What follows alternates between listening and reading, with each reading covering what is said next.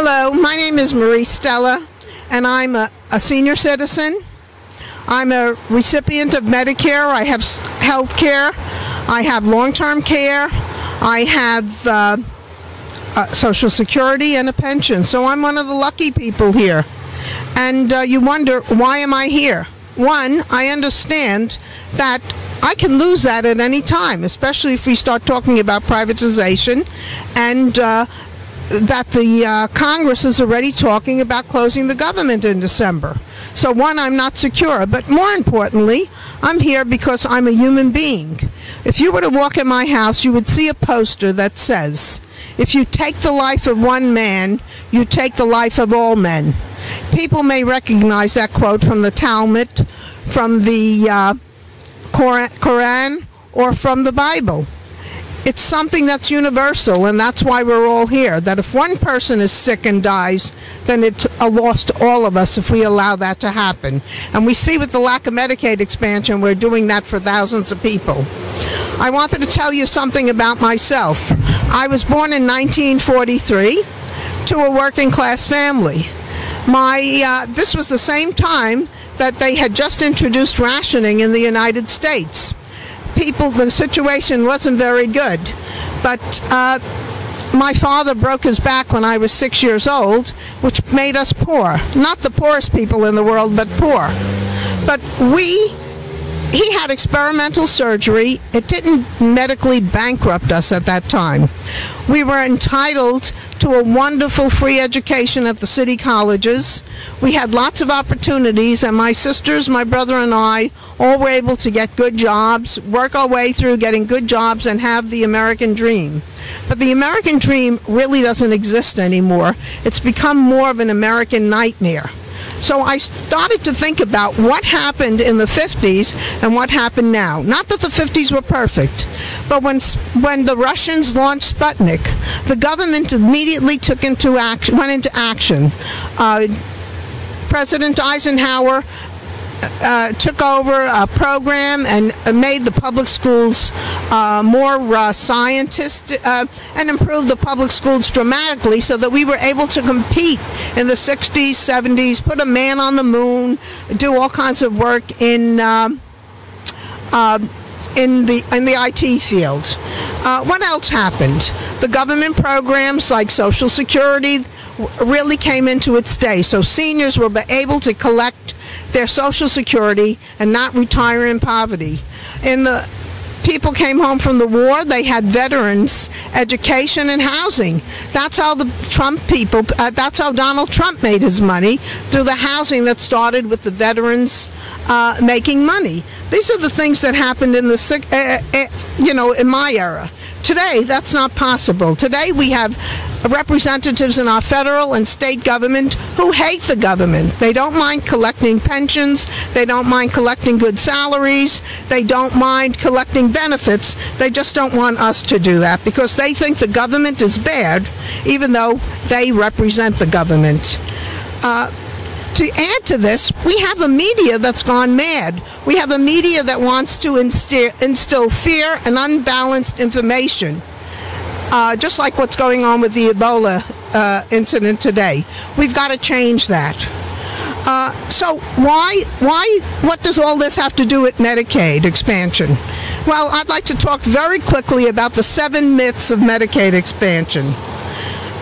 Number 1 myth, the government is broke and we will default. This we hear from all our delegates here in Virginia. This is crazy. The government is doing well.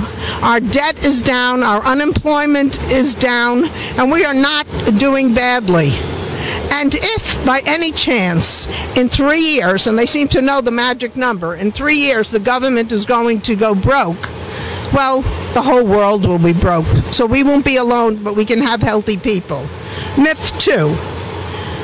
The people who collect Medicaid are lazy. This is the most offensive remark I've ever heard.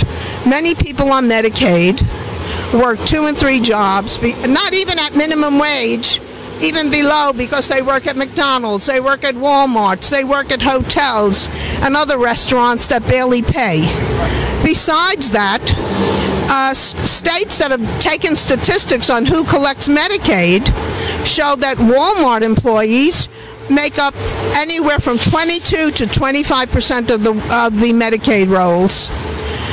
The four people who own that Walmart are the richest people in the world, but they can't pay benefits and a decent wage to their people. Number 3 myth: veterans have the VA. This is such a lie. Most veterans aren't even eligible to use the VA.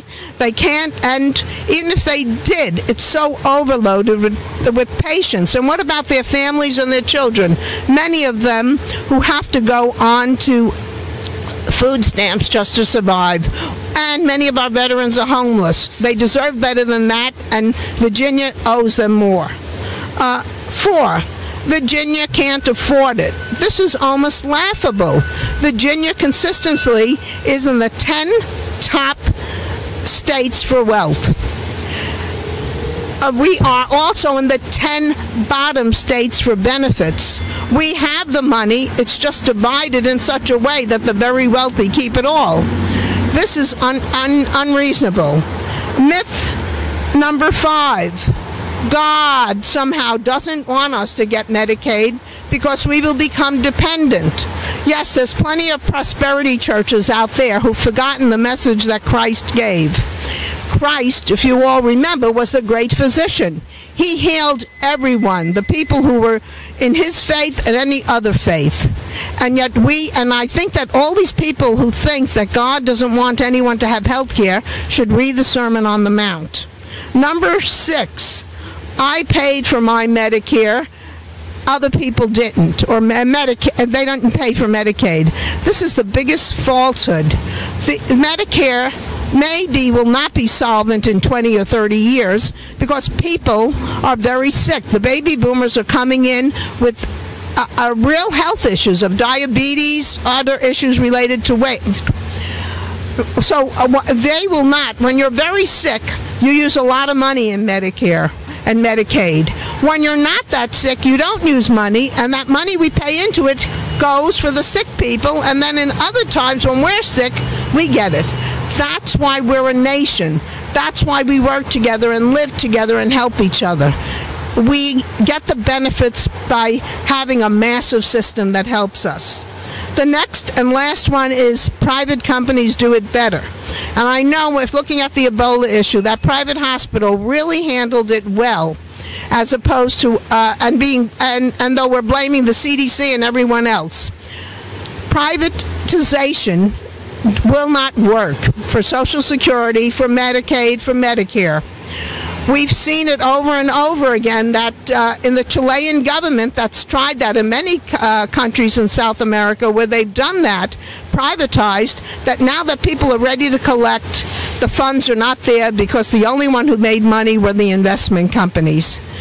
The federal government, on the other hand, they've just come out with a report saying that the pension fund for the federal government is the best run and most successful fund, and the profits are way above the next private fund. So who do I trust? I trust the government to manage it, just like they do a great job on Medicare.